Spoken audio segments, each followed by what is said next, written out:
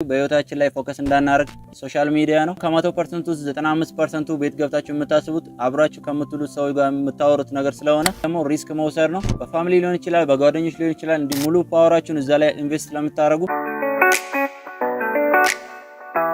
ሰላም የለታርክ ቻናል ቤተሰቦች፣ ዛሬ ደግሞ በሌላ ቪዲዮ ተመልሻለሁ። በዛሬ ቪዲዮ ደግሞ በህይወቴ ውስጥ አዳዲስ ነገሮችን ማድረግ ፈልጋለሁ። ብማርም ብሰራም ፎከስ ማድረግ አልቻልኩም ለምትሉ 5 ዋና ነገሮችን ነግራችኋለሁ።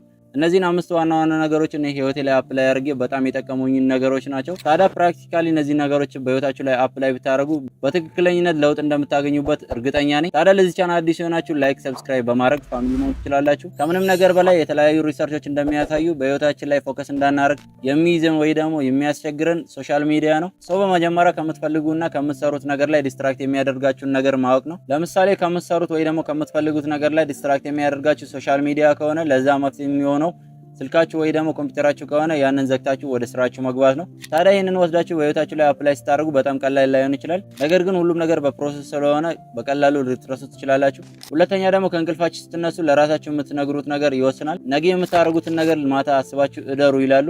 ቀድማችሁ ነገ የምታደርጉትን ነገር ካላሰባችሁ ጊዜው ሲደርስ ኮንፊውዝድ ስለሚያደርጋችሁ ጊዜያችሁን በማይሆን ነገር ነው የምታጠፉት። ሶስተኛ ደግሞ በምታደርጉት ነገር ሁሉ ጊዜ ስጡ። ስትማሩ ሊሆን ይችላል፣ ስትሰሩ ሊሆን ይችላል። የተለያዩ ነገሮችን ስታደርጉ ታይማችሁን በትክክል ተጠቀሙ።